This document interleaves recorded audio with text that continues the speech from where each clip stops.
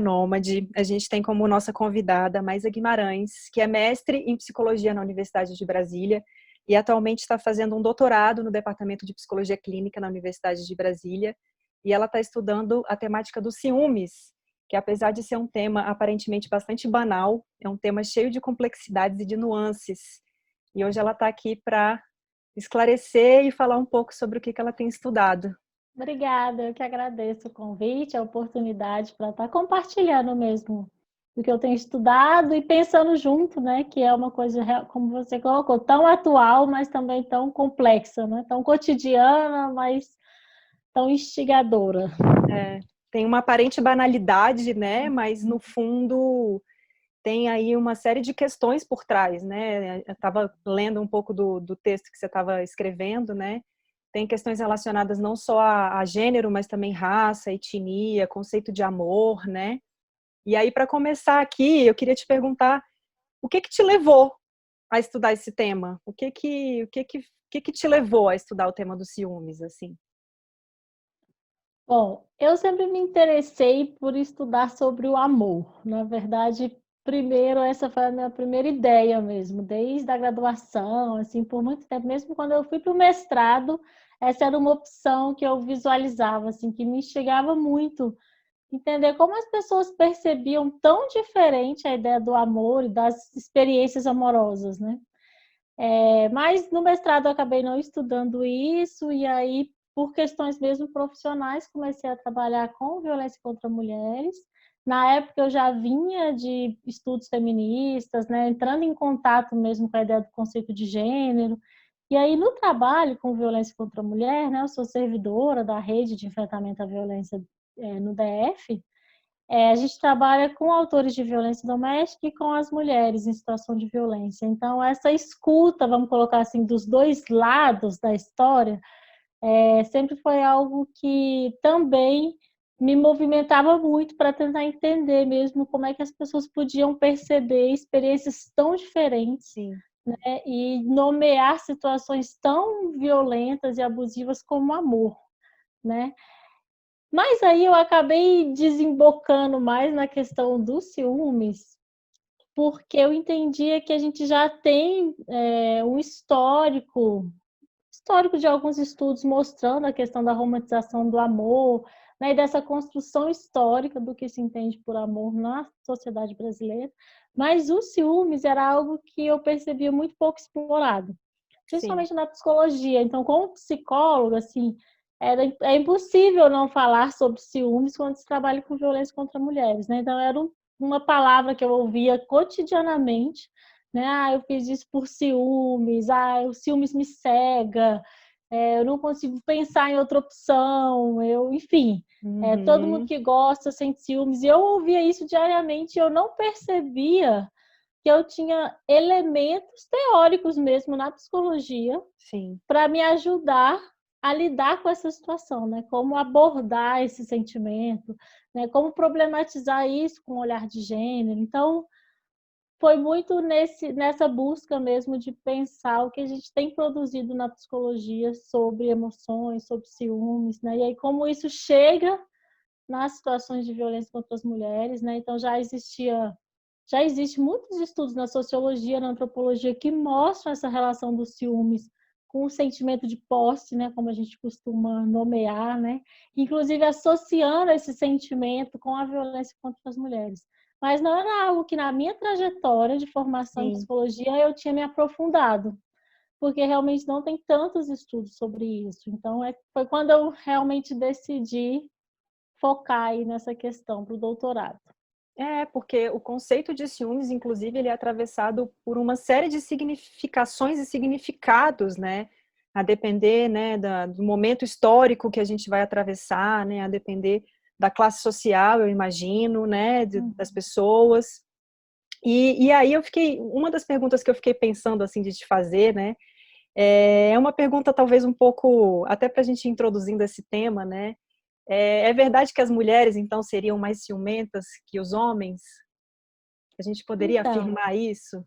sabe que quando eu fui buscar estudos, assim, a maior parte dos estudos da psicologia que eu encontrava, ou na psicologia, ou mesmo na psicanálise, diziam que os ciúmes das mulheres era mais intenso, né? Se elas não fossem mais ciumentas, para elas impactaria mais, né? E aí, para mim, isso é um paradoxo, porque não são elas que estão matando em nome dos ciúmes, elas estão morrendo, né? Então, se elas seriam mais ciumentas que os homens, por que não tem tantos homens assassinados por mulheres sobre a alegação de que elas agiram por ciúmes, né? Nossa. Então, assim, ainda tem muitos estudos que tentam averiguar, assim, a minha pesquisa é uma pesquisa qualitativa, na verdade, né? Então, não vou ter a resposta de quem é o mais ou menos ciumento, porque não estou a buscando e porque eu acredito que ela não exista, né? Sim, Então, primeiro a gente precisa entender o que as pessoas estão chamando de ciúmes, ótimo. né? E se elas estão nomeando experiências da mesma forma, né? Então, Uhum. antes de saber se de fato é difícil, a gente nunca vai avaliar a emocionalidade dessa forma, né? Qual é a dor que dói mais, quem é mais triste, quem é mais ciumento, né? Então, mas existem muitos estudos que apontam aí que as mulheres seriam mais ciumentas que os homens, mas quando a gente vai olhar na metodologia desses estudos, costumam ser estudos autodeclarados, né? Então, isso quer dizer o quê? No mínimo, que as mulheres declaram sentir mais ciúmes do que os homens declaram, né? Então, essa Mas pode ser uma conclusão possível que me parece da maior parte desses estudos. Não que elas sintam mais ciúmes que os homens. até porque, como você bem colocou, essa conceituação de ciúmes também, ela não é muito clara, né? A partir de que significação que se parte desses estudos para se nomear ou delas se autonomearem como ciumentas, né? Sim, exatamente. E aí eu fiquei aqui pensando também, que eu estava dando uma lida no seu texto, e acho que você traz assim, né? Gente, o texto da Mais ainda não foi publicado, né? Eu tive acesso em primeira mão. Mas é porque são algumas categorias de análise que você traz que são muito interessantes, assim, né? Uma delas é a da prateleira do amor e outra é a da pedagogia afetiva. E eu achei esses conceitos tão interessantes, assim, se você pudesse explicar um pouquinho mais sobre o se os dois têm a ver um com o outro, né? Se essa pedagogia afetiva tem a ver com a prateleira do amor, o que cada um significa, enfim. Bom, a ideia que eu parto de ciúmes na minha tese tem muito a ver com o que a antropologia das emoções e a sociologia das emoções têm falado sobre emoções, que é o que, de forma muito sucinta, né? Que emoção não é algo que exista individualmente e exclusivamente, algo que venha de dentro para fora, né? Numa forma até de dominar o sujeito, né? Algo que você simplesmente responde como algo instintivo, né? A ideia de que as emoções são construções sociais e culturais e históricas, né? Então, a forma como a gente sente determinada emoção tem a ver com a forma como a gente também é socializado, como a nossa cultura entende aquela emoção, né? E não só como a gente nomeia, porque às vezes a gente consegue perceber isso, é como se fala da emoção, não, é como a gente sente. Né? Então, como é que a Uhum. gente consegue, em determinado momento na construção do sujeito, identificar que aquela questão é tal emoção? Né? Tem fugindo um pouquinho do assunto, mas já volto para essa, tem uma atividade muito interessante que eu geralmente trabalho com os autores de violência doméstica, que é como eles percebem as próprias emoções. E aí a gente faz uma atividade, é um grupo reflexivo de gênero, né? Uhum. Buscando que eles identifiquem experiências que eles lembrem de quando sentiram tristeza, alegria, amor, raiva, ciúmes. E é uma coisa muito comum que a maior parte dos homens tem muita dificuldade de identificar sentimentos que não sejam a raiva. Uhum. Mesmo em situações que talvez a gente nomearia como tristeza, para eles é nomeado como raiva. Né? Então, é porque muitas vezes, da própria socialização, se a gente convive com crianças pequenas, é muito claro quanto é, quase tudo é traduzido como raiva para um menino e está tudo bem, né? As pessoas não questionam aquilo. Sim. Né? Então, assim, a gente precisa partir deste lugar de entender emoção para a gente chegar no ciúmes. E aí, pensando isso, vem essa ideia de uma pedagogia afetiva, que é uma ideia do que a nossa sociedade que tipo de ensinamento, que tipo de parâmetro, que tipo de socialização ela coloca em relação aos afetos. E aí, pedagogia afetiva vem muito dessa construção cultural do que a gente é ensinado e pode acessar na forma de lidar com os afetos. E aí isso se conecta, claro, com a ideia da prateleira do amor, mas aí a gente já vai para uma metáfora, na verdade, né, que foi proposta pela Valesca Zanello, que é minha orientadora, que é professora, né, da psicologia da UNB, que ela usa essa metáfora para dizer o seguinte, que na nossa sociedade, essas pedagogias afetivas, elas são muito diferentes para homens e mulheres. Eu costumo dar um exemplo que é o seguinte, que se hoje chegasse um extraterrestre na Terra e perguntasse, Carol, quero fingir que eu sou terráqueo, o que eu faço? O que eu faço para disfarçar e parecer que eu sou aqui da Terra? Provavelmente você vai perguntar, mas você quer ser um terráqueo homem ou mulher? Porque na nossa sociedade faz muita diferença se você é lido como homem ou como mulher e como é que você vai ser esperado determinados sentimentos, determinados comportamentos. Então, isso quer dizer, isso é o símbolo de uma sociedade muito sexista. Sim. É uma sociedade que é muito rígida do que se espera e do que se atribui de lugares de homens e mulheres.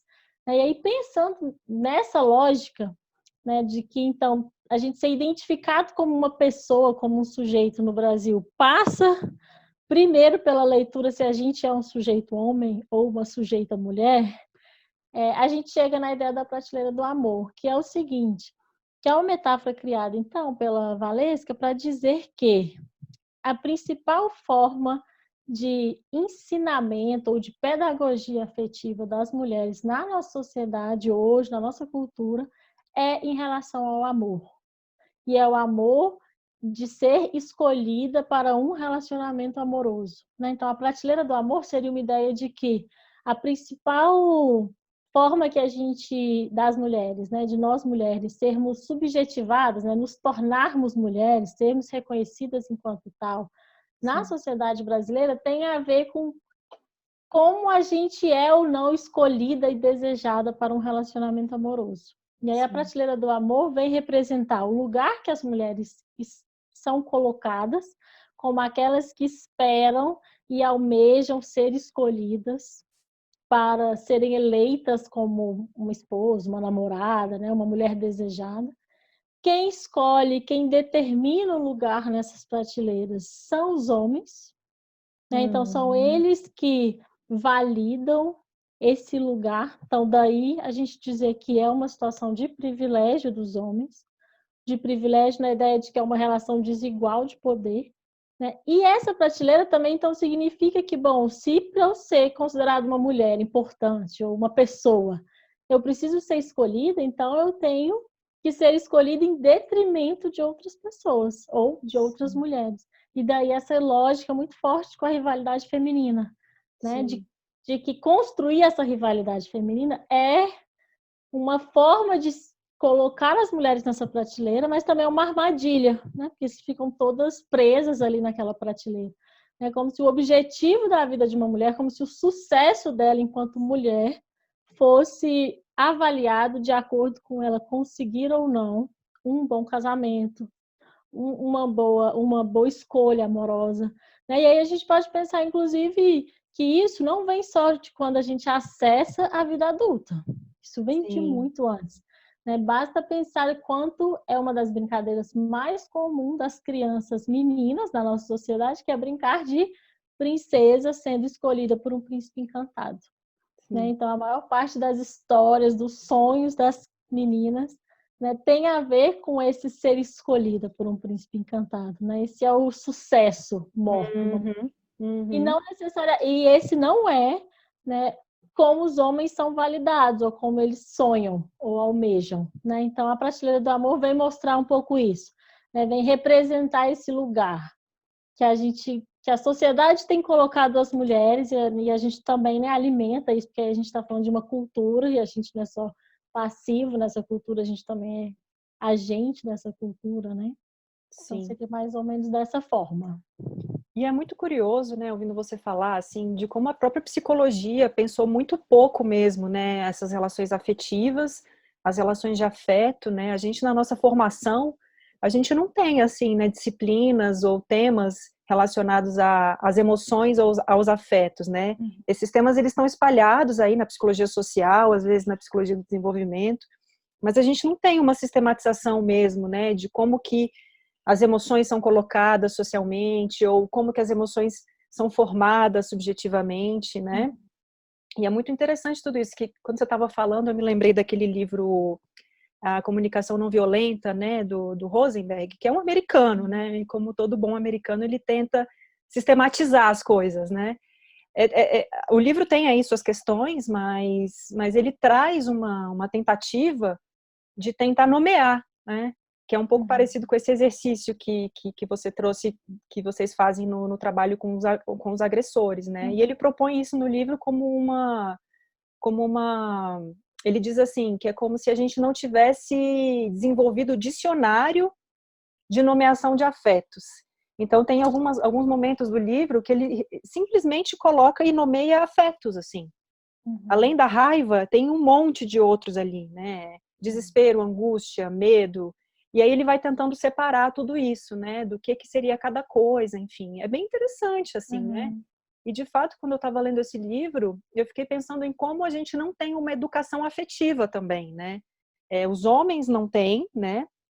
E nós, mulheres, até temos um pouco mais de liberdade de sentir, de falar um pouco mais sobre esses afetos. Mas também não somos autorizadas a sentir raiva, por exemplo, como talvez os homens sejam, né? Então, aí já estamos atravessados por diversas questões de gênero, né? Assim. Sim. Geralmente a raiva, se uma mulher consegue sentir raiva, é contra ela própria, né? Sim. Então é uma forma de implosão psíquica mesmo, né? De se silenciar, de guardar, né? Enquanto para os homens há maior permissividade com a explosão, né? E as duas situações têm consequências, e têm consequências concretas e consequências graves, né? Se a gente parar para pensar que são as mulheres a maior parcela da população diagnosticada com depressão e ansiedade, né? Enquanto são os homens que estão envolvidos em tantas situações de violência. Então, eu acho, você usando o exemplo da comunicação não violenta, eu acho que ele é um bom começo. Acho que é um bom começo para a gente aprender a nomear. Embora nessa perspectiva não se questiona muito da onde vêm esses sentimentos.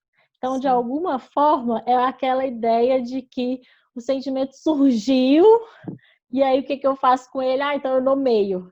Mas a gente precisa pensar um passo antes ainda, né? Então, assim, quando um homem diz que agrediu ou que assassinou uma mulher por ciúmes, e a gente diz ciúmes não é motivo ou razão ou justificativa para uma violência, não quer dizer que de fato ele não estava sentindo ciúmes.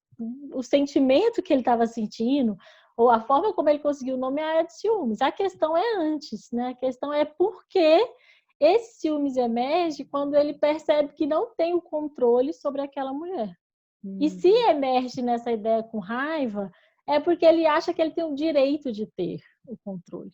Né? Então, esse sentimento está ligado a essa sensação de que é um direito dele. E que ter isso o controle obedecido.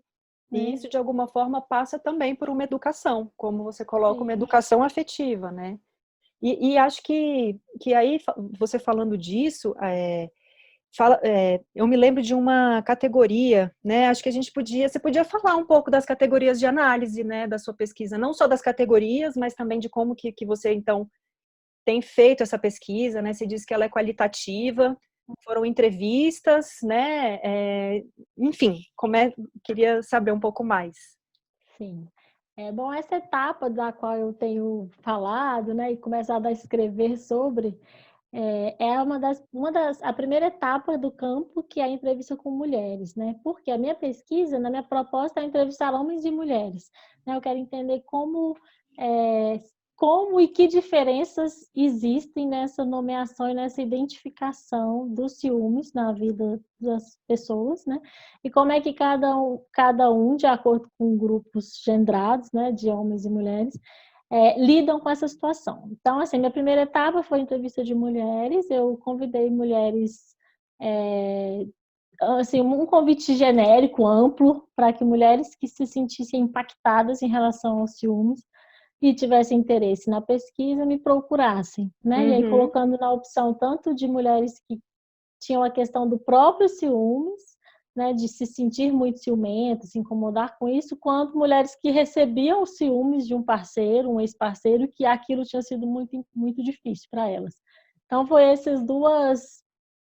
Eu tentei fazer essas diferenciações, né, e ambas as situações também, até as mulheres chegarem até mim para pesquisa. Uhum. Eu entrevistei 12 mulheres com entrevistas narrativas, então uma forma aberta e profunda e livre de narrar sobre as histórias delas em relação aos ciúmes. E aí essa diferenciação de que X mulheres estavam falando sobre o próprio ciúmes e Y mulheres estavam falando dos ciúmes de um parceiro acabou se diluindo, porque todas trouxeram experiências das duas situações, né? Então o que ficou mais evidente é que todas traziam experiências das duas situações, mas que elas identificavam e falavam sobre esses ciúmes de formas muito diferentes quando elas falavam dos ciúmes que elas sentiam e quando elas falavam dos ciúmes que elas recebiam.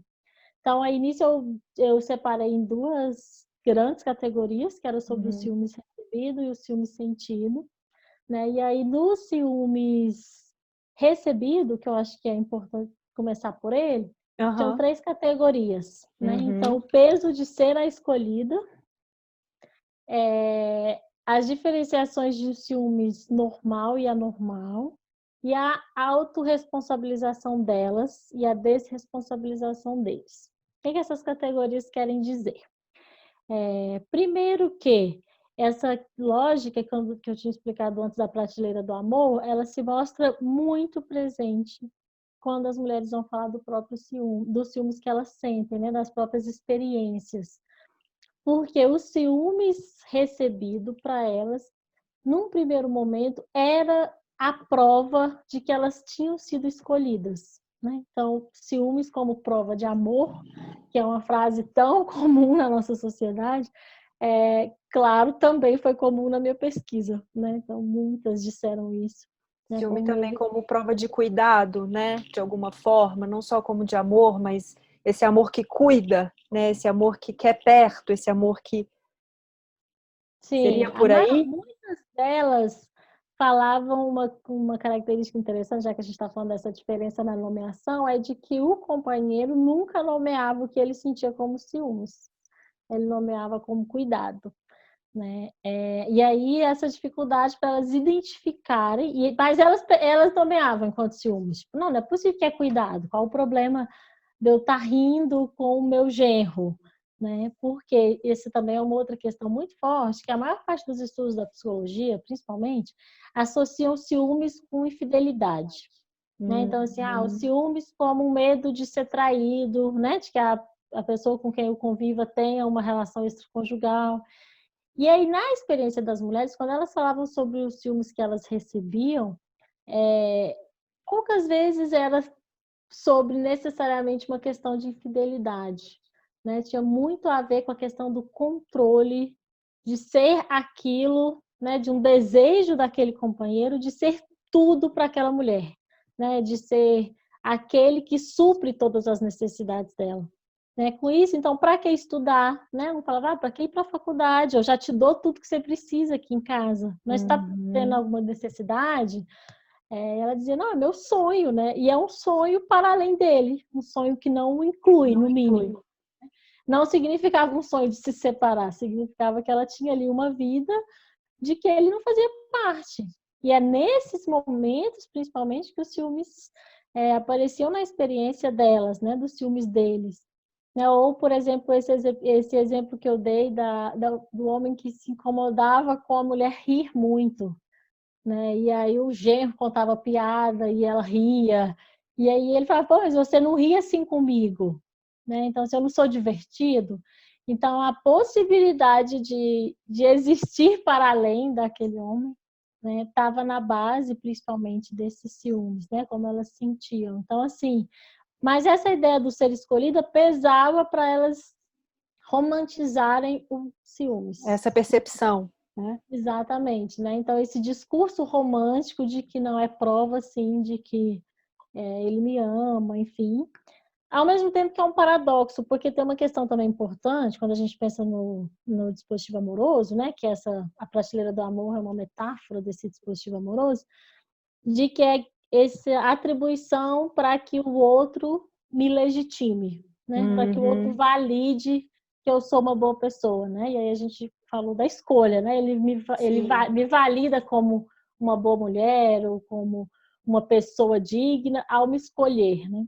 Ao mesmo tempo, quando o ciúme se tornava excessivo, isso era sentido por elas como uma deslegitimação, né?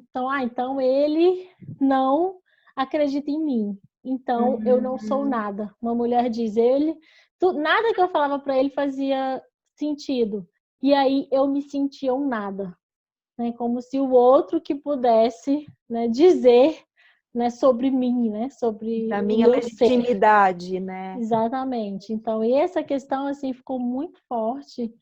E aí uma coisa que fica claro na terceira categoria, eu vou pular para ela, depois eu volto para a segunda, que é a questão da autorresponsabilização, que é o que significa o quê? O que a gente quer dizer com isso? As mulheres se cobravam e se entendiam como as responsáveis por manejar os ciúmes do outro. E elas não esperavam que eles próprios soubessem lidar com esse sentimento. E aí tem a ver com essa pedagogia afetiva, né, que a gente tem Uhum. falado. Então, na ideia de que os homens não saberiam lidar com os próprios sentimentos, Uhum. logo eu vou cuidar, né, e vou ser a responsável por esse bem-estar, né, dele e da relação. Então, se ele se incomoda tanto com essa roupa, eu deixo de usar roupa, né? Ou deixo de, às vezes até com uma certa resistência, tipo, não, eu dizia para ele que eu não ia deixar de ver minha mãe, porque ele se incomodava de eu ir na casa da minha mãe. Aí eu ia quando ele não via, né? Se eu ia quando ele ia trabalhar. Uhum. Então, assim, Uhum. na cabeça dela, ela estava até resistindo ao dizer para ele que ia sim visitar a mãe, que não ia aceitar. Só que no fundo ela se adaptava para se silenciava para não incomodá-lo, né? Então, E como isso também tem a era. ver com o que a gente falava no começo, assim, né? De que é como se as mulheres, de alguma forma, fossem sempre treinadas a silenciar esses afetos, né? Porque Sim. tem a ver com esse silenciamento e essa excessiva responsabilização, né? Eu sou responsável pelo outro sentir ciúmes de mim, Uhum, né? Assim. exatamente. Uma dizia até assim, eu tenho medo quando ele sente ciúmes, porque aí ele sai, e se ele me trair, e aí a culpa vai ser minha, porque eu deixei ele com ciúmes e com raiva, ele saiu, e aí porque ele estava com raiva de mim, ele vai me trair, se isso acontecer, eu que sou responsável, porque lá no início ela que provocou, né? E é importante colocar que não são argumentos ou lógicas individuais, simplesmente, né? Elas Sim, não. Tanto que a gente não estranha a ouvir isso, porque faz parte da nossa sociedade, né? Elas ouviam isso às vezes de familiares, elas ouviam isso deles próprios, é né? um processo de Então, subjetivação mesmo, né? É atravessado mesmo, né? É cultural de alguma forma, né? exatamente. E é atravessado de uma forma que parece até identitário, né? Então, se eu não estou casada, se eu não estou num relacionamento, não sei que tipo de mulher eu sou. Ou Sim, isso pode dizer que eu sou um tipo de mulher que eu não quero ser, né? Então, um nível de sofrimento não só de perda daquela relação, por exemplo, se acabasse, mas uma perda de si mesmo, né? Dos seus próprios parâmetros, de e agora, né? Eu sou quem? Né, se eu não posso ser esposa, né, ou se eu fui rejeitada, entre aspas, como esposa, né? Então, esse nessa silenciamento, prateleira, né? Uhum. exatamente, esse silenciamento das mulheres, é importante a gente entender qual o sentido dele. Porque algumas pessoas podem colocar, mas os homens também se silenciam muito, né? Eles não sabem lidar com sentimentos, eles são muito fechados, né? E é verdade, né? Sim. A questão é que o silêncio das mulheres é para manter o bem-estar do outro, para não incomodar o outro, né? Para manter uma garantia daquela relação, né? Como se aquela relação fosse salvá-las, né? Das próprias dores, angústias. O silêncio do homem costuma ser para proteger ele próprio, né? Eu não vou dizer para não me expor, para não parecer frágil, né? Para não perder o meu valor como homem, né? Então, são sentidos e funções diferentes desse silêncio, né? Desse silenciamento. E aí, nesse ponto, acho que a gente pode entrar na segunda categoria, né? Sobre os ciúmes que elas recebiam, que era a tentativa que todas as mulheres da entrevista faziam de tentar definir um limite do que seria um ciúmes normal e do que seria um ciúmes anormal ou excessivo. Inclusive, elas usavam vários termos, né? Cada uma tinha os termos. Uma dizia que um era ciúmes, outra era possessão, ou que um era ciúmes normal, o outro era ciúmes possessivo. Então, elas criavam uma cartografia para tentar identificar esse limiar. Só que esse limiar é muito complicado de ser encontrado. Primeiro, porque a gente tem toda essa pedagogia afetiva que romantiza os ciúmes, que é muito rígido nesse lugar do que se espera de homens e mulheres. Né? Então, tem uma autora, uma socióloga, né? A Eleif Safiotti, que é uma grande referência brasileira nessa área, que ela dizia que a própria ideia de que existe um limiar, ela não falava do ciúme, ela falava da violência, que existe um limiar do que é normal e do que é agressivo, já é uma violência. Porque é você tentando negociar com esse limite o tempo todo. E é um limite entre, isso é normal e faz parte do lugar que eu tenho que aceitar, porque homem é assim mesmo, mulher é assim, blá, blá, blá. E o outro lado de, não, agora passou do ponto. Né? Então, assim, eram essas tentativas das mulheres de identificar essa diferenciação foram permeadas por muito sofrimento, né? E muitas vezes por relacionamentos abusivos, né? Por violência, né? Por não conseguir, então, essa romantização dos ciúmes, dificultando que as violências fossem identificadas. E nomeadas, né? Porque Exatamente. quando você estava falando, eu pensei exatamente nisso, assim, né? De como isso tudo também pode estar relacionado aos casos de violência que as mulheres hoje em dia sofrem, né? Sim. Essa inabilidade não só das mulheres de nomear esse ciúme como uma violência, né? E não só essa inabilidade das mulheres de nomear. Aí eu perdi o que eu ia falar. É porque eu ia falar alguma coisa assim, como é que era? A inabilidade das mulheres de nomear os ciúmes. É isso. Lembrei. A inabilidade das mulheres de nomear essa sensação de ciúmes como violência, né? Esse limite que fica muito tênue, muito nebuloso, né? É permeado por essa romantização, então, do que é o amor, né? Porque é muito bom que ele sinta ciúmes de mim, porque ele me legitima em algumas camadas, mas ao mesmo tempo esse ciúmes também pode ser doentio e eu posso não conseguir identificar isso, né? E aí os poucos estudos de violência, né? Você vai saber falar isso muito melhor que eu, mas os estudos de violência doméstica, a maioria sempre aponta isso, né?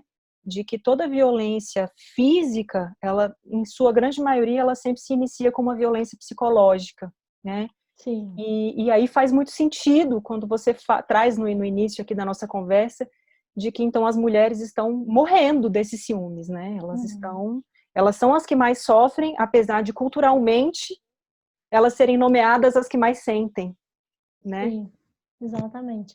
E é muito comum quando a gente recebe uma mulher que está em situação de violência doméstica, que esteve, dela dizer assim, era tudo ótimo o relacionamento, um dia, de repente, teve uma situação de violência. O que é, assim, muito claro, e muitos estudos mostram isso, né? Que essa romantização dificulta com que ela própria perceba as situações anteriores a essa situação de estar tudo bem como violência. O que não quer dizer que não está imbuído de sofrimento. Sim. Porque então a gente poderia cair numa armadilha de pensar, então se elas não percebiam, então porque não era. Mas na verdade elas não conseguiam nomear, mas o sofrimento estava ali. Sim. Né?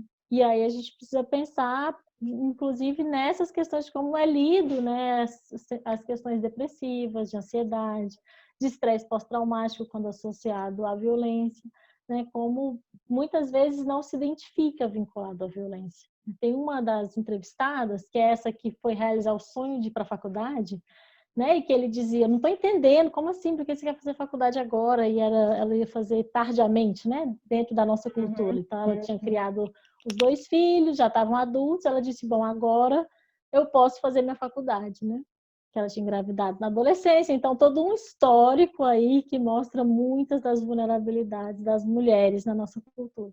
E aí quando ela vai, ele, antes mesmo, ela já percebia os ciúmes, mas nessa lógica mais romantizada. Então quando eles começaram a se relacionar, todos os dias ele dava um presente para ela. E todos os dias o presente era uma roupa da qual não tinha nada a ver com as roupas que ela gostava de usar. Então, ela gostava de usar short e saia curto. Todo presente era um vestido longo, Uma uma blusa de burca. manga comprida. E aí ela dizia, nossa, eu não me identificava mais ali, nem no meu guarda-roupa. E aí ela consegue escolher ir para a faculdade, enfim. E ele, depois de ver que não daria como impedi-la, que ela diz, inclusive, que ele tentou formalmente, enfim, ele fala, não, então eu vou cuidar de você, vou te levar todos os dias. Então, todos os dias ele levava ela na faculdade, buscava, e quando estava perto de acabar o horário da aula, ela dizia que olhava pela janela e via ele espiando ela dentro da sala de aula para saber com quem ela estava conversando, com quem que ela estava fazendo. E ela organizou toda a vida dela pensando nisso. Então, ela dizia, eu só era amiga das mulheres mais velhas, eu escolhi minhas amizades que fossem casadas. Né? Então, assim, toda uma carga emocional intensa de cuidado para ela conseguir, né, manejar e lidar com esses ciúmes dele. Né? E aí, só já no 5º ano da faculdade, assim, então, 5 anos, assim, diariamente, tem uma situação e aí ele agride verbalmente e ela consegue perceber que aquela situação era abusiva. Então, já num nível de ameaça, de violências verbais e ameaças. Então, assim, esse processo, enquanto isso, se ela falava com outras pessoas, a família muitas vezes dizia, não sei para que você está estudando. Que Ele homem que te vai dá deixar a tudo. mulher? Ele te dá Exatamente. tudo, né? E você tá fora de casa à noite, mulher tem que estar em casa com o marido, desse jeito ele vai procurar Hum, outra, né? Então, essa disputa também de que você precisa o tempo todo se agarrar àquela chance de alguém ter te escolhido, né? E se é. manter ali naquele lugar. E aí entra na segunda, assim, no segundo grande grupo dos ciúmes sentido, né? E aí desses ciúmes que tem a ver com essa coisa de vou me agarrar nesse lugar, né? É preciso me manter sendo a escolhida, né? Porque eu estou o tempo todo com risco de ser abandonada. Então, os Como ciúmes se, dela. como se a subjetividade da mulher tivesse necessariamente atravessada por um amor que a escolheu, né? Assim, como se a subjetividade da mulher não existisse fora desse espectro amoroso, né? Uhum. Que é uma discussão muito das mulheres solteiras hoje em dia, assim, né? De que é como se as mulheres solteiras não tivessem nem autonomia, né? Elas não têm nem muitas vezes não se sentem. As pessoas perguntam, né? Mas você está solteira? Uhum. Elas são vistas como é que é o nome das expressões populares? Tipo, ficou para titia, né? Deve ter algum problema para estar sozinha, Deve, né? nunca pode ter sido uma Uhum. escolha, né? Real e efetiva dessa mulher ter seguido Sim. sem ter se colocado nessa prateleira Uhum. amorosa aí, né? E Sim. faz E muito aí sentido, entra. né? Sim, e aí entra uma questão muito forte da nossa cultura, que é essa intersecção entre gênero e raça, né? Porque quando eu disse o exemplo do extraterrestre, né, eu até falei do exemplo de aí, você vai ser um homem, você quer tentar se disfarçar Sim, como homem ou como mulher? Na verdade, a segunda pergunta talvez seria, e qual vai ser a sua cor?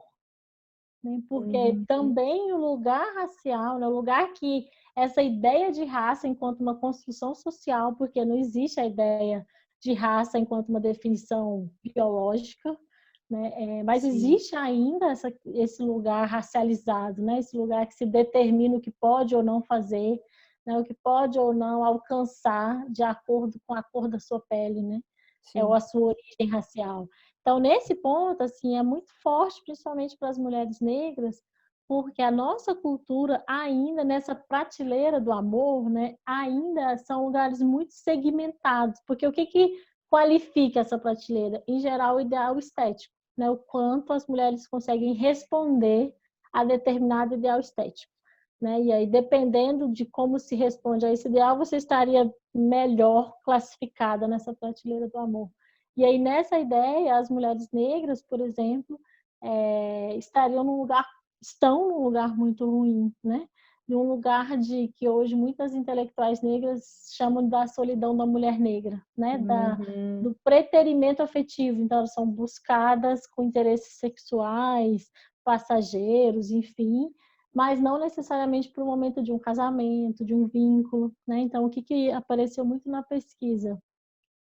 Mulheres negras dizendo, bom, para mim é muito difícil estar num relacionamento amoroso estável, porque muitas vezes, né, eu fui procurada e descartada por homens, né, e muita questão da hipersexualização do corpo negro, né, e quando eu consigo estar num relacionamento, eu acabo romantizando ou me silenciando, acho que nem seria questão de romantizar, mas de se silenciar ainda mais para Em tentar manter nome, aquele lugar. em nome desse casamento, dessa relação, né? Exatamente. E aí, nesse risco de ser abandonada, aparece muito a questão do silenciamento de novo, porque uma diferença muito gritante é que quando elas vão falar do próprio ciúmes, em nenhum momento elas transferem a responsabilidade de lidar com aqueles ciúmes para os seus companheiros. Né? Porque a gente poderia pensar naquela categoria da autorresponsabilização das mulheres, que, não, então eu, Maísa, quando recebo ciúmes, eu penso que eu sou responsável por dar conta dele. Né? Sim, Então eu, Maísa, sinto ciúmes, eu vou esperar que meu companheiro que dê conta dele, dos ciúmes que eu estou sentindo? Né? Se eu sou a mesma pessoa, né? Se é a mesma Maísa. E aí que eu percebi que não mesmo. Né? Então, as mulheres, no esforço gigantesco, se cobrando ainda mais por esconder esse sentimento, por disfarçar. Né? Porque uma diz assim, homem, quando o homem vê que a mulher é muito ciumenta, aí ele já fica estimulado a trair. Né? Então, aquela coisa de novo, de até a traição dele vai ser minha aquela responsabilidade. ideia popular que você deu a ideia, né? Exatamente. Você está instigando ele a olhar para outras mulheres, né? Então, esse risco de ser abandonada marca muito esse sentimento que elas têm, né? Então, elas também não identificam que os ciúmes dela é para reforçar o lugar de que elas escolheram outro homem, né? Que elas escolheram aquele homem, igual elas identificam o próprio, né? E aí, nesse risco de ser abandonada, eu vou ser abandonada por quem? Por outra mulher, né? Na ideia.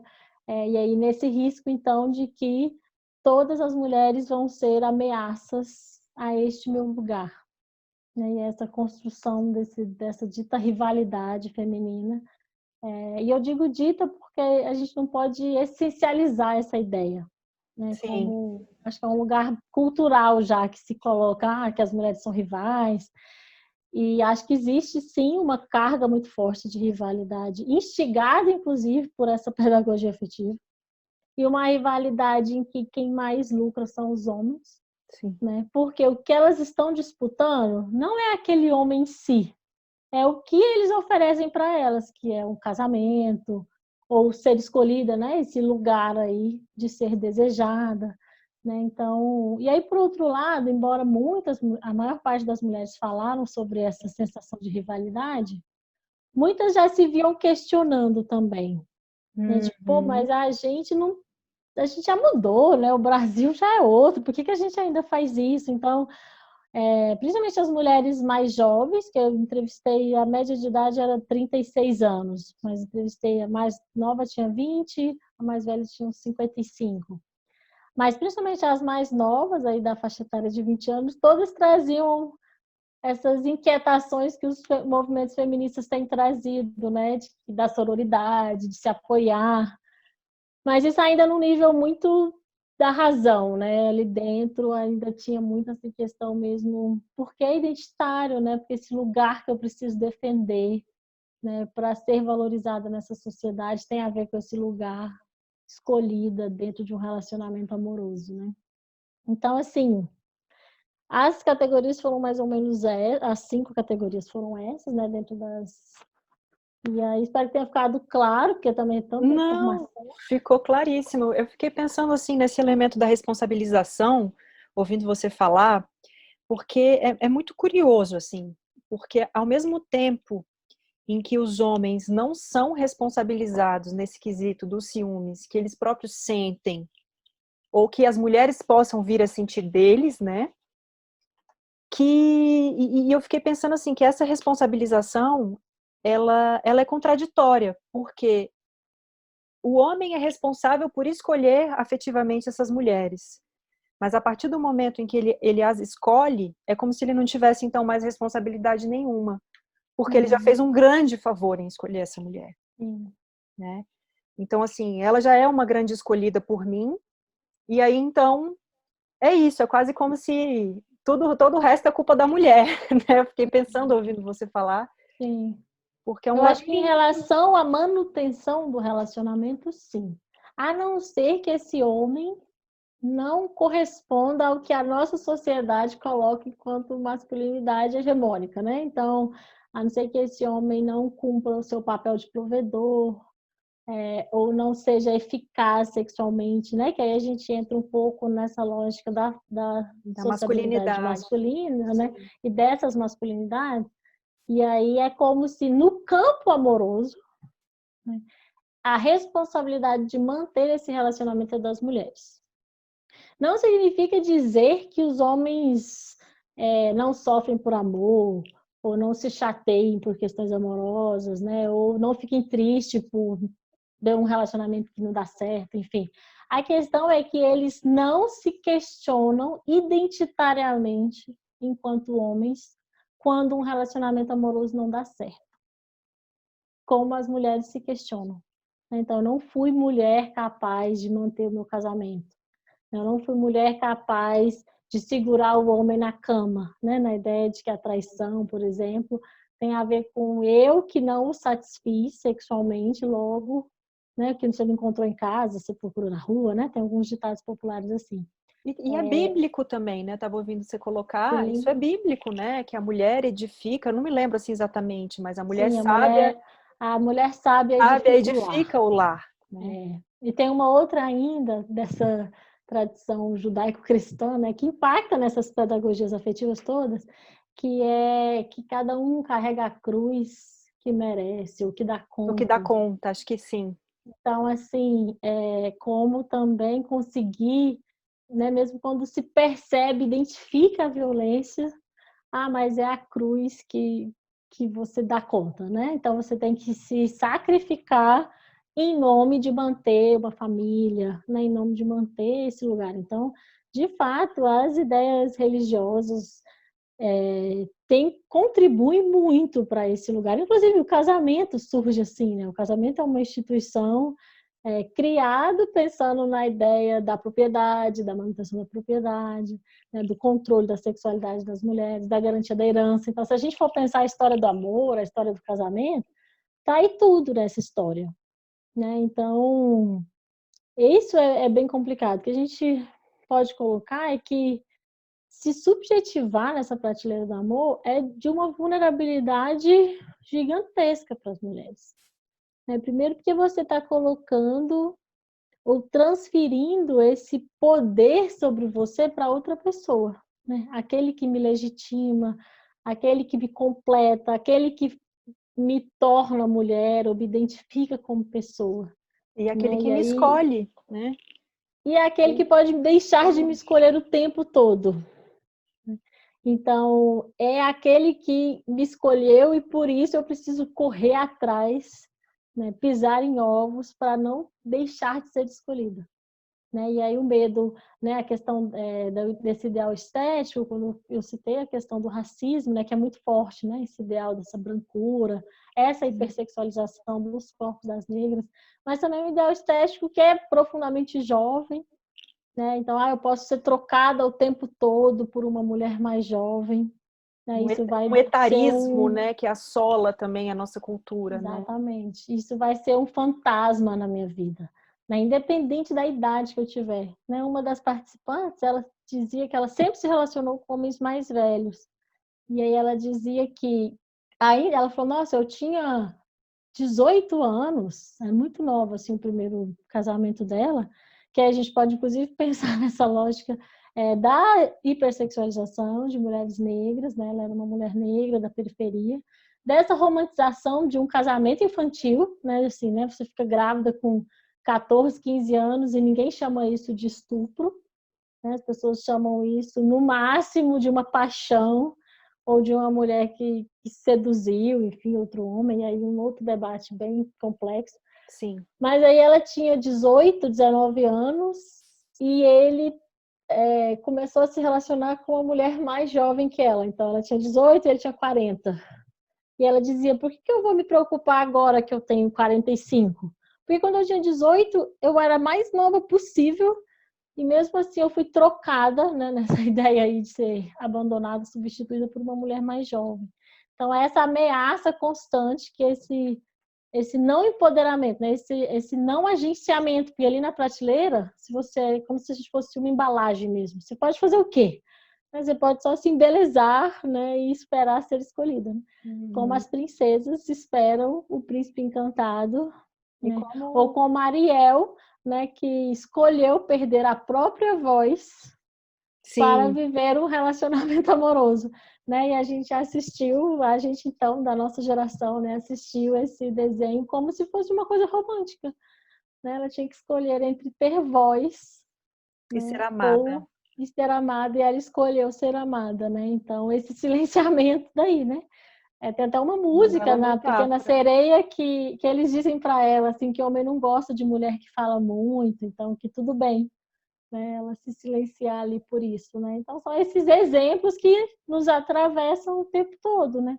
Em filmes, em livros, em novelas, na religião, na própria lei, né? A gente pode aprofundar o quanto a própria justiça construiu 1000 padrões de moralidade que falavam sobre essa questão dos ciúmes, da traição. O divórcio foi autorizado, né, no campo civil aí, não tem nem, acho que 30 anos, né? Eu não me lembro exatamente quando que saiu a lei do divórcio, mas 1980, 1900, eu não vou me lembrar aqui agora, mas é muito recente a lei do divórcio. Antigamente as mulheres se separavam e elas eram desquitadas, né? Nem, porque é isso, nem esse agenciamento, então, de decidir sair de uma relação. Até pouco tempo atrás, na própria lei, isso nem existia, né? Exatamente. Só os homens podiam escolher sair dessas relações, né? Exatamente. E a lei brasileira, inclusive, já uma época um pouco mais antiga, mas que ainda influencia muito, que é das ordenações filipinas, que é uma das bases do direito brasileiro, um homem podia matar a sua esposa se ele desconfiasse de uma traição. E se o possível amante fosse mais pobre que ele ou de uma classe social inferior a ele, ele também podia matar o amante. Isso não seria considerado crime. É a lei da defesa da honra, não é? Que existiu aqui também, se eu não me engano. Sim, a legítima defesa da honra é uma coisa bem polêmica, porque na verdade não existia isso na lei brasileira, não existia isso no nome, na lei recente, mas todo mundo dizia, né? Os juristas usavam. Esse das ordenações filipinas é bem mais antiga, essa é a época de Brasil colônia, mas tem alguns estudos que mostram o quanto tem questões lá que ainda estão presentes no Código Civil, enfim. E uma mulher não podia matar o marido se ela desconfiasse de uma traição. Aí tinha toda uma questão que se ela conseguisse provar a traição, ela podia se separar. Mas era super difícil provar. Um homem bastava a suspeita.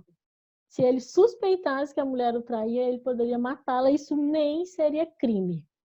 Sim. Não é nem que ele seria absolvido ou que ele seria julgado como foi tomado, crime passional, né? Esse outro termo que hoje a gente luta tanto para mostrar que não é um crime passional, né? É um crime de poder, não é de paixão.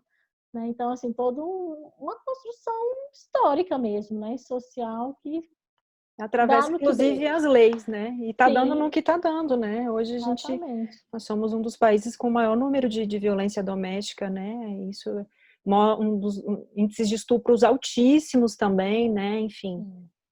E, nossa, mas eu acho que eu conseguiria ficar falando sobre isso tanto, porque acho que esse tema é tão necessário, né? Ele é tão importante, porque pensar os nossos afetos, de fato, é uma coisa que é muito pouco feita, não só do ponto de vista da pedagogia, né? E a gente que está na psicologia também, a gente trata pouco esse tema, né? Então, eu acho que é um tema muito importante, porque acho que ele convida a psicologia a tratar essas temáticas, como você disse, né, da antropologia das emoções, da sociologia também. A gente está tendo que pegar emprestado aí outras searas para poder discutir algo que, em tese, se você for parar para pensar, seria próprio da própria psicologia, né? Pensar afeto, afetividade, emoções, né? Sim. Mas acho que a gente também se galgou tanto aí em ir para a ciência, no sentido de pensar a racionalidade, né? E de se afirmar também como uma ciência, porque acho que a psicologia tem essa questão também, né? Ela nasce atravessada como uma ciência muito do feminino, né? Então, ela é uma ciência que foi relegada às mulheres historicamente, né? Eu tenho pensado muito nisso, assim, e de como historicamente, de alguma forma, a gente teve que deixar de estudar alguns temas exatamente para se afirmar como uma ciência, né? Exatamente para se afirmar como, olha, a gente fala a língua da ciência, né? E acho que agora a gente já está num momento histórico aí de afirmação não sei, né, da própria ciência, em que acho que a gente pode sim se autorizar a estudar essas temáticas e falar de um lugar das mulheres também, né? Porque quando eu entrei na universidade, por exemplo, a maioria dos meus professores eram homens. E era uma coisa que eu me perguntava, assim, como é que eu estou num lugar em que a grande maioria, né, 90% da minha turma são mulheres, mas a maioria dos professores são homens. Mas esses dias eu até fui na UNB, acho que essa realidade já mudou, né, de quando a gente se formou para cá. Então, enfim, acho que são E não só a processos, maior parte né? dos professores, mas dos teóricos, né? Então, Sim, se a gente fala assim, a psicologia é uma profissão feminina, aí a gente tem até que problematizar isso, né? Porque é relegado ao feminino na ideia de da executar a sua prática. profissão.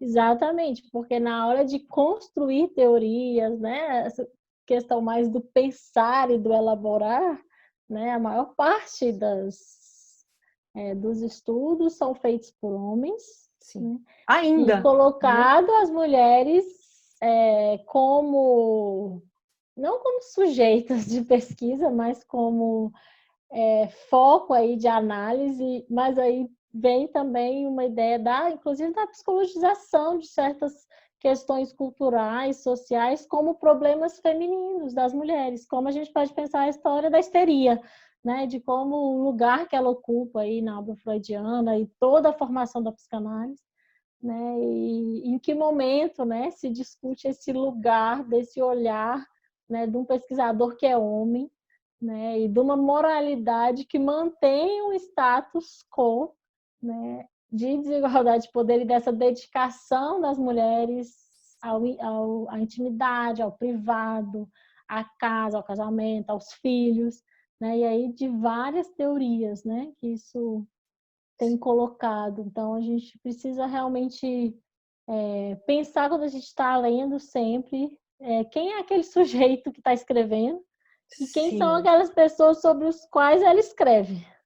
Mas se a gente parar para pensar, ainda é muito comum na psicologia que não haja diferenciação. Né? Então, assim, Sujeitos de pesquisa, né? pesquisa com 1.000 participantes e não há, né? Talvez até a nível de informação sociodemográfica se informe, né? Há 300 homens e 400 mulheres. Mas não tem uma discussão do que isso quer dizer. Né? Tem diferença? Não tem. Né? Porque o gênero também é uma construção cultural. Né? Quando a gente fala a experiência das mulheres é essa, dos homens parece ser outra, a gente também não quer essencializar que homens são assim e mulheres são assadas. O que a gente quer mostrar que na nossa cultura atual, histórica, né, em geral, as mulheres são socializadas de determinada forma e os homens são de determinada forma. Né? E Mas... tem sido por muito tempo. Espero eu que não seja no futuro. Mas é o que a gente tem ali para analisar, né? Então, compreender mesmo esse lugar, eu acho que é importante. Nossa, é tão interessante tudo isso, mas eu estava falando da psicanálise, acho que também, só para pensar assim, a última pergunta, que o Freud, ele elabora muito pouco também sobre o ciúme, né? Claro que também é isso, o Freud não vai dar conta de elaborar tudo, ele está iniciando aí a psicanálise, né, ele funda a clínica psicológica, vamos colocar assim, mas as elaborações que ele faz sobre o ciúme, elas são muito, muito incipientes, assim, né? Ele fala muito de um ciúme paranoico, né? Fala que isso teria a ver com um desejo homoafetivo, né? Homossexual. Em algum momento, assim, da sua pesquisa, você chegou a se debruçar um pouco sobre isso, assim?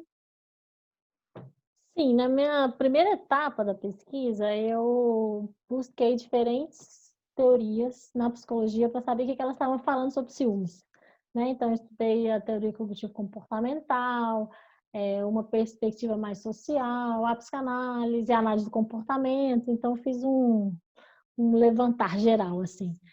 Na psicanálise, eu acho que tem duas coisas importantes que eu destacaria. Eu acho que é uma grande contribuição quando Freud entende diversas dinâmicas e etapas dos ciúmes, né? Que aí ele fala, inclusive, de 3 etapas, Uhum. e ele até diz que a primeira seria normal, né? Então, para a gente até pensar isso, eu já até li uma crítica falando, cara, como assim o mesmo autor que escreveu Psicopatologia da Vida Cotidiana chamou Chamou uma o ciúme de determinada normal, parte de né? ciúme Sim. normal. Mas, enfim, uma primeira etapa, assim, uma primeira dimensão, uma segunda nessa lógica do ciúmes projetado, né? E aí a projeção muito forte nessa perspectiva, e uma terceira da ideia da dimensão delirante, né? Então, que seriam formas que se conectam, né? Que se evoluem, não Uhum. são categorias diversas. Então, eu acho que isso ajuda muito a pensar como o ciúmes pode se desenvolver nessa subjetividade, né? Como se agrava, né? Porque também não são todas as pessoas que sentem ciúmes, ou todos os homens que sentem ciúmes, que matam, nomeando que Sim. seria por ciúmes, né? Então, acho que a psicanálise ajuda muito a entender como isso se dá, né? E aí, na terceira, de fato, ele coloca dessa possível vinculação homossexual, né? E aí a gente pensa na ideia da homossociabilidade, né? Dessa comparação com os outros homens, né? Então, dessa lógica com o rival. Então, isso é bem importante para a psicanálise. Então, assim, quem é aquela pessoa que eu sinto ciúmes, né? Quem eu considero como rival, né? E aí a psicanálise vai mostrar que essa relação do ciumento com o rival é fundamental para entender o Uhum. contexto, porque o rival costuma ser aquele que mostra ou é idealizado pelo sujeito, né? Ou é desejado pelo sujeito, né? Não necessariamente num desejo sexual, do ato Sim. sexual, mas dessa comparação, né? Então aí a gente pode até ver como a psicanálise se aproxima de alguma forma de alguns estudos de gênero mesmo, né? Então acho que é possível e tem sido feito diversas leituras em É. relação a isso.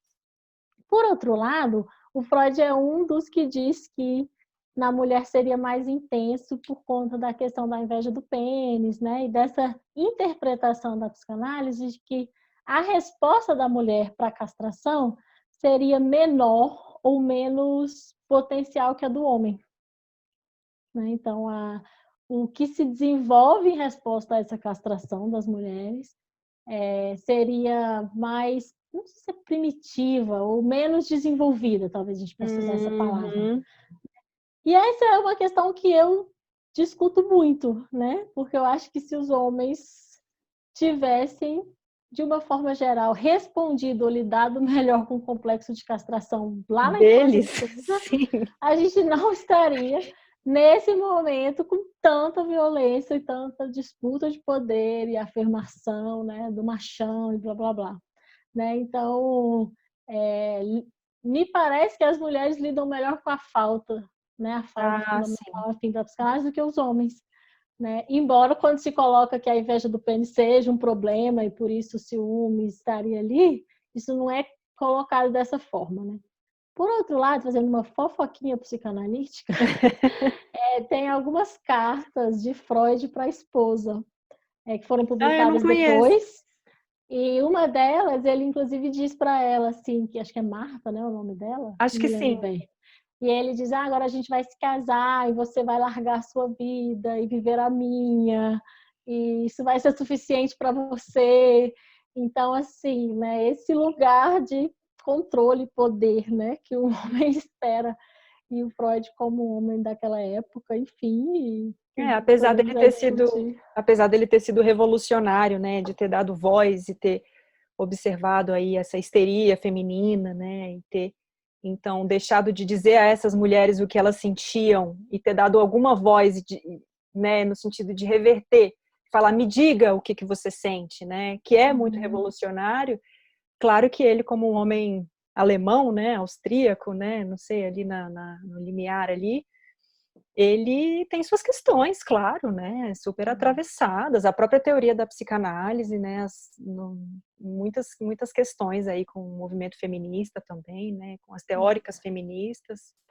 Sim, ele chegou, acho que até um ponto que foi muito importante, que pena que ele não conseguiu dar o salto, né, de entender por que né, quais eram as condições sociais e como os homens contribuíam para aquele Para ela, essa quadro histeria. social generalizado da histeria, né? Tem uma frase da Maria Rita Kell que eu gosto muito, que ela diz Ela o é seguinte, que os maravilhosa. homens vão continuar se questionando e dizendo que eles não conseguem entender as mulheres, porque eles não conseguem ouvir e aceitar que o que querem as mulheres não é algo que eles possam dar. Então, assim, não sei o que é uma mulher, né? O que querem as mulheres? E essa pergunta que muitas vezes filosoficamente a própria psicanálise se Sim. faz. E aí ela coloca isso, que eles vão continuar fazendo. Porque eles não entendem que o que elas querem não depende deles darem. Né? Então, enfim, aí a gente chega nos Interessante. ciúmes, né? Que, enfim, o que ela quer ou deveria querer, eu que dou, né? Eu que tenho que dar. E é esse abismo entre as duas pessoas, né? Que se a gente for pensar psicanaliticamente, sempre vai acabar existindo, né? Se o amor for falta e desejo, precisa ter uma falta aí no meio mesmo, né? E se essas relações vão ser permeadas por um ficar tentando tamponar o outro o tempo inteiro, né? Isso vai dizer mais de uma impossibilidade de um ou de outro de desejarem, né? Sim, E aí faz exatamente. muito sentido, né?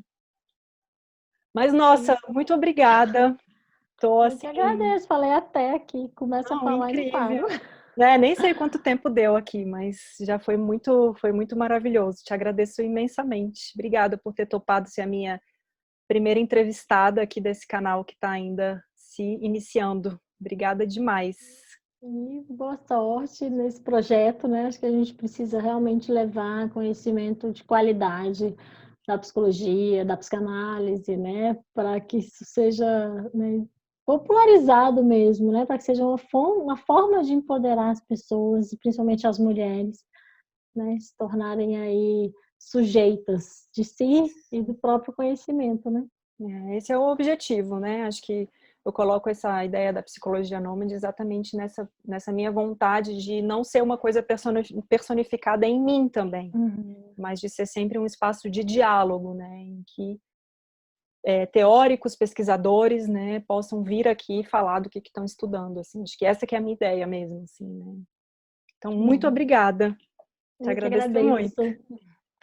Um beijo. Vou parar de gravar aqui, peraí. Tá bom.